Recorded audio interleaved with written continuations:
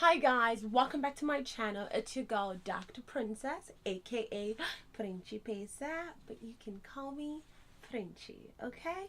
So today we are talking about 5 steps that you can follow to achieve whatever you want in life. Now I know it might sound cliche, but these are not my tips. These are not my steps. These are things that I got from researching and studying so many successful people that have really achieved a lot of notable success in this life that we live. Okay? And not only that, they've also achieved a lot of happiness in their lives. So it's happiness and success all put together. So if you want to go ahead and learn tips on how you can achieve whatever you want, I don't care how crazy it is, I don't care if no one in your generation, your whole lineage, blah blah blah, has achieved it. If you truly have something in your mind that you want to achieve, that you want to become, I promise you, if you follow these steps and be persistent on them, you can do whatever you want in this life, because we're meant to get whatever we want. Okay, so without further ado, let's go on. Number 1, you have to decide. You have to know what you want. You have to decide what you want. You have to be specific about what you want. Say, for instance, let's say you want to be wealthy, okay? Let's say you make $20,000 now in a year and you want to achieve a lot of money. It's good to mention the amount of money you want. Say, I want $100,000 by the end of this year. So you have to be specific as possible on what that it is that you want, okay? And secondly, it's also important to ask yourself, why do I want this? Why do I want this $100,000? Is it because I want to live more comfortably? Is it because I want to help other people that I love? Is it because I want to inspire people?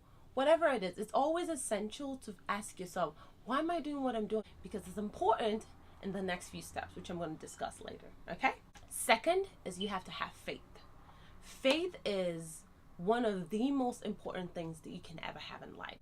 There is no religion in this world, whether it's Christianity, whether it's Buddhism, whether it's Muslim, whatever it is, there's one thing that's common in all of them, and that's faith.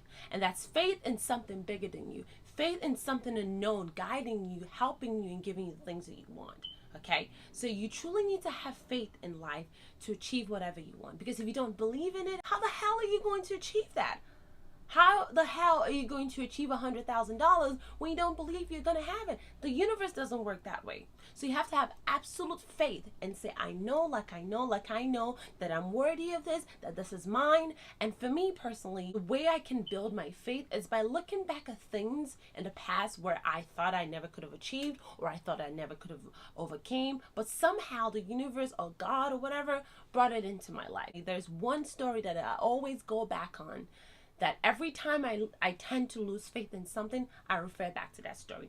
And this is when I was like a little kid back in Nigeria, and I was going on a day school, and I wanted to go into the boarding school, and my friends were all living in Jasmine House, and I visited them after school, and I was like, wow, I want to live with my friends, I want to live in Jasmine House, and also I want a corner room. I want a corner room because I don't want to share the other side with another person.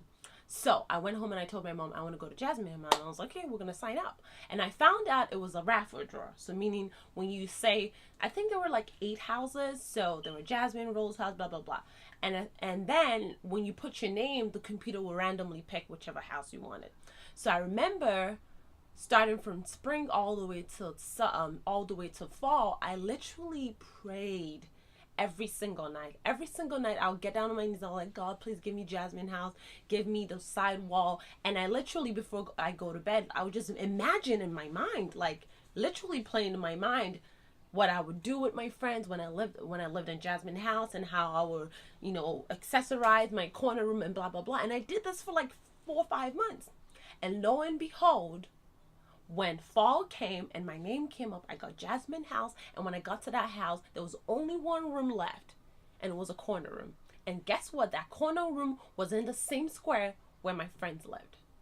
So that's one thing that happened in my life. And there have been so many other things that happened in my life that I always refer back. And when I'm like, oh crap, I don't think I can achieve it, I'm like, what, princess? What are you saying? Like, look at this and that and that and that. God has truly shown you that you can get whatever you want. You can ask me and I'll give it to you.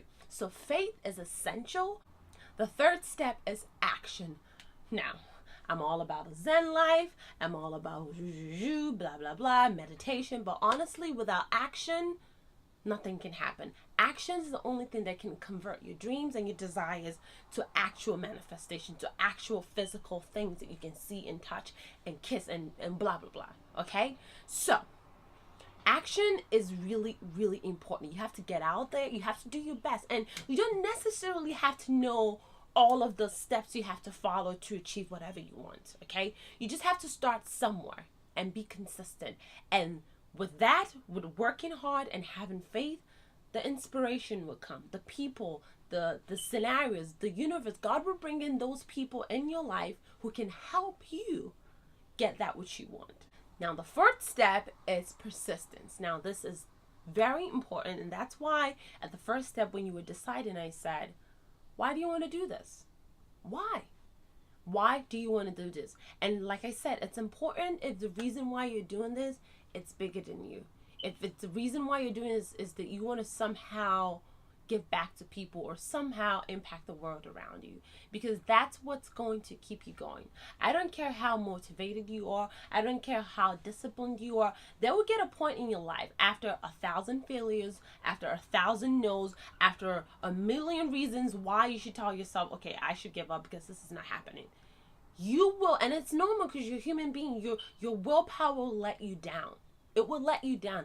However, if you have something in you, if you have something bigger than you, outside of you, that is the reason why you're trying to achieve this, that's what's going to keep you going. And for me personally, when I go through things or failures where I want to give up, I remind myself, Princess, why do you want to do this? And that's what you're going to follow up. The fifth step is you need to get your mind right.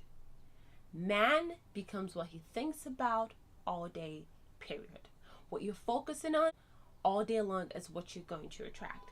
If you're focused on failure, if you're focused on lack, if you're focused on people don't like me, if you're focused on the world's against me, if you don't focus on blah, blah, blah, poor me, woe me, I swear to you, that's all you're going to get.